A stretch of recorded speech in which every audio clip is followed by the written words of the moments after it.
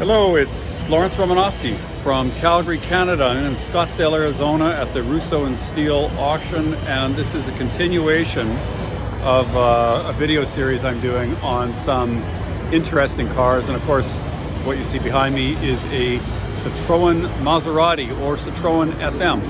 So I'll turn the camera around and we can go through this car in particular, and I'll tell you what I think about it. Again, I won't publish the video until after the auction, so as not to influence the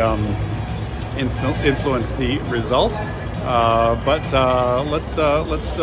look this one over. Okay, so this is one of the odder collaborations in post-war automotive history. The Citroen company, known for its innovation.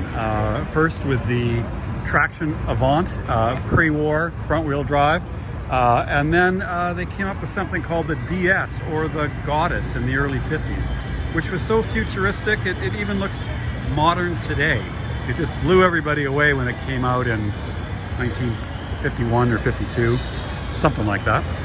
And then Citroen bought the Maserati company, which was in trouble, and they started sharing some componentry. So Citroen decided to get into the higher end GT market with 135 mile an hour V6 powered car, the Citroen SM for Citroen Maseratis. And then some of the Maseratis adopted Citroen components, the braking systems and so on, like in the Maserati Camzin. I think the Murak and Bora as well, and that's from the 70s. Okay, so they took this very avant-garde futuristic design and then added this it's either a 2.7 or a 3-liter 4-cam V6 engine. That's right out of the Murak. And then you see this crazy drive shaft and belt system, which powers this big air compressor.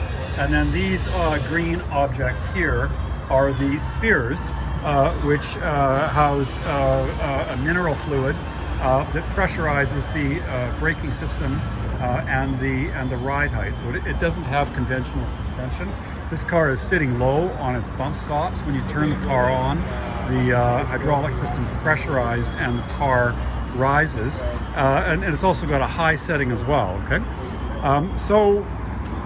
Inside, it's just the very coolest 70s kind of French chick, the single spoke wheel, and these gorgeous leather reclined chairs in the front, and some really interesting details. Aerodynamically sound and an efficient design that looks typical to Citroen, looked like nothing else in the period. And it was such a great era. It's not, 70s don't normally have the most collectible cars, but it was some of the most unique cars. You know, the Aston Martin Lagonda, Rolls Camargue, Citroen SM come to mind. Okay, so it's a really neat car. They've never had high values just because of the complexity, or at least the appearance of complexity, and the fact that they were never imported to North America in great numbers, and the service network was always relatively weak. And a lot of these cars fell into well-meaning repair shops, but they quickly screwed the cars up, and then they got a bad reputation for reliability. In France and Europe, they didn't, but in North America, people got afraid pretty quickly, and then Citroen abandoned the market. But it is just such a neat car. Now, if you were looking for a Citroen SM, what would you look for? Well, ideally, you wouldn't look at a description sheet, and all it says is the year of the car. It says it's a 5-speed. There's an automatic as well, and the 5-speed has a premium. But what you really want to hear is that, Citroen SM, from a long time Citroen enthusiast who took the car to, one of 2 or 3 people in the country who's an expert on the car. The hydraulic system was rebuilt. The twin or the 4-cam Maserati engine had all the latest updates. I think there was a weakness in the timing chain, something in the timing chain that you can retrofit an improvement. You'd want to have that documentation. You'd want to see the service records.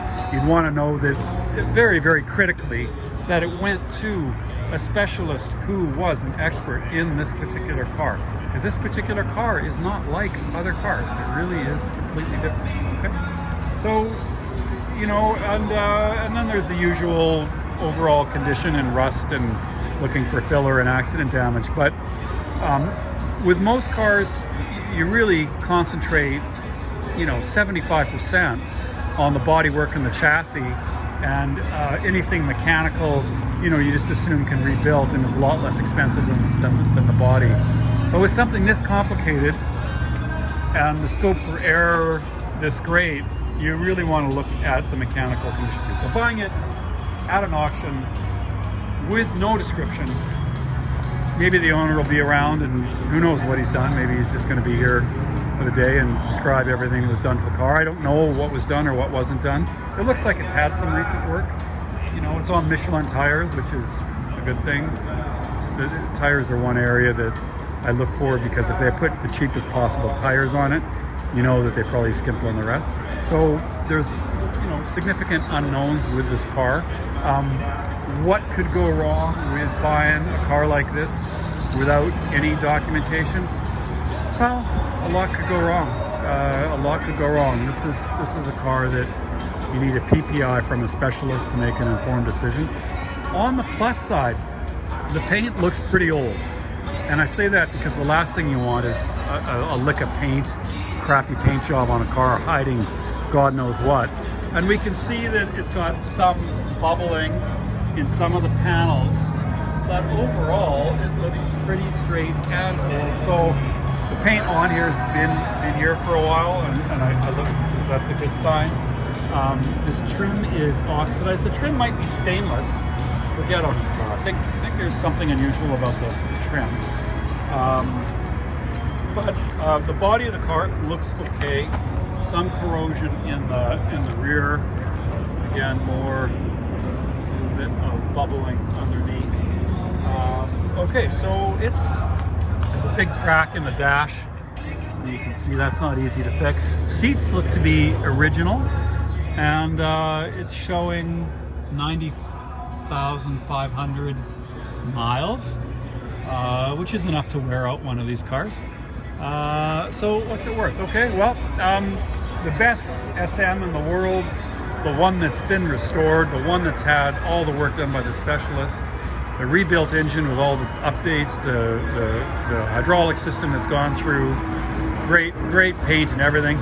Well, that's $70,000, $80,000. Projects are 5 or 10. If this one had documented service history and we knew that it worked properly, you know, it might be worth 35 or 40. Without any documentation, without anything to go on, you have to assume that it needs to be gone through, and you have to assume that that's a $20,000, $30,000 bill. And so I think this car, you know, I think the number in my head is $25,000 for this car as it sits, maybe 20. Again, proof of recent service work and engine and suspension condition would increase that, but I'd be expecting something around $25,000 for this. All right, so thank you very much. Lawrence Romanosky from Scottsdale, looking for some neat cars.